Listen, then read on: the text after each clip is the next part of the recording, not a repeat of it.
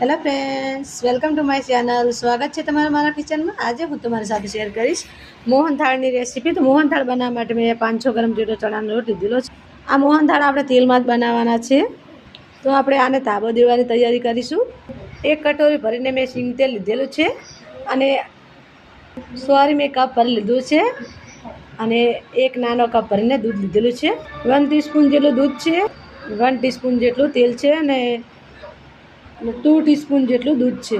સૌથી પહેલાં આપણે આમાં દૂધ એડ કરીશું, એમાં તેલ એડ કરીશું, અડધું તેલ એડ કરી દઈશું, અડધું આપણે રાખીશું. આને આપણે ગરમ કરવા મૂકીશું. થોડું દૂધ ગરમ થવા મૂકી દીધું છે. થોડું ગરમ કરવાનું છે, વધુ નથી કરવાનું. તો દૂધ આપણું થોડું ગરમ થઈ જશે. ગેસ બંધ કરી દઈએ. તો આ રીતે આપણે લોટ વચ્ચે આ સરસ આ રીતે ખાડો કરવાનો છે. એમાં આપણે આ દૂધને તેલ લીધેલું છે એ આમાં એડ કરીશું. હવે આપણે આ મિક્સ કરીશું. આપણો તાબો સરસ થઈ ગયો છે, તમે જોઈ શકો છો. આ રીતે કરવાનો છે. તો હવે આપણે આને ચાળણીથી નથી ચાળવાનું, મિક્સરમાં જ કાઢીશું. મિક્સરમાં આપણે પલ્સ ઉપર રાખીને ચાલુ બંધમાં જ આપણે કાઢવાનું છે. તમે જોઈ શકો છો કેટલો કણીદાર સરસ બની તૈયાર થઈ ગયો છે. તો હવે આપણે આને એક કડાઈમાં આપણે તેલ ગરમ થવા મૂકીશું. એ લોટ શેકવા માટે જાડા તળિયાની કડાઈ લીધેલી છે. જે આપણે અડધું તેલ વધુ હતું આમાં એડ કરી દઈશું. બેસન એડ કરી દઈએ જે આપણે લઈને મૂક્યું છે. હવે હલાવીશું. બેસન ત્યાં સુધી હલાવવાનું છે જ્યાં સુધી એનો કલર ચેન્જ ના થઈ જાય. હજુ આમાં આપણે થોડું તેલની જરૂર છે તો થોડું એડ કરીશું. હવે મિક્સ કરી દઈએ. હવે આપણે મોહનથાળમાં કણી પડે ને એના માટે થોડું દૂધ એડ કરીશું. મેં અડધો કપ જેટલું દૂધ લીધેલું છે. તો લોટ આપણો સરસ શેકાઈ ગયો છે. તો હવે આપણે ચાસણી બનાવી લઈએ.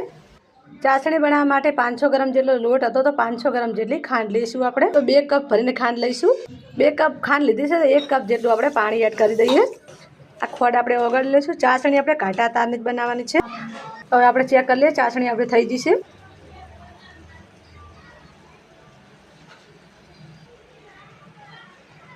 તમે જોઈ શકો છો થઈ જશે ચાસણી આપણે તૈયાર. તાર બની રહ્યો છે ને. એક ચોથાઈ ટીસ્પૂન જેટલો આપણે ફ્રૂટ કલર એડ કરીશું. થોડો ઇલાયચી પાવડર ચાસણીમાં એડ કરી દઈએ. ચાસણી હવે આપણે આ બેસનમાં એડ કરી દઈએ. હવે આપણે આ હલાવી દઈશું સરસ. ગેસ ચાલુ રાખીશું. તો મોહનથાળ સરસ તૈયાર થઈ જશે. ગેસ બંધ કરી દઈએ અને નીચે ઉતારી લઈએ. એક પ્લેટમાં આપણે તેલ લગાવી લીધું છે, આમાં કાઢી લઈશું. મોહનથાળ સેટ થવા મૂકી દીધું છે. તો સેટ થઈ જશે ફ્રેન્ડ્સ આપણે મોહનથાળ બનીને. તમે જોઈ શકો છો કેટલો સરસ બની ગયો છે. તો હવે આને આપણે પીસ પાડી લઈએ. તો પીસ આપણા પાડી લીધા છે ફ્રેન્ડ્સ. તો તમે જોઈ શકો છો કેટલો સરસ બની ગયો છે. મોંમાં મૂકતે પહેલાં ઓગળી જાય એવું બને છે.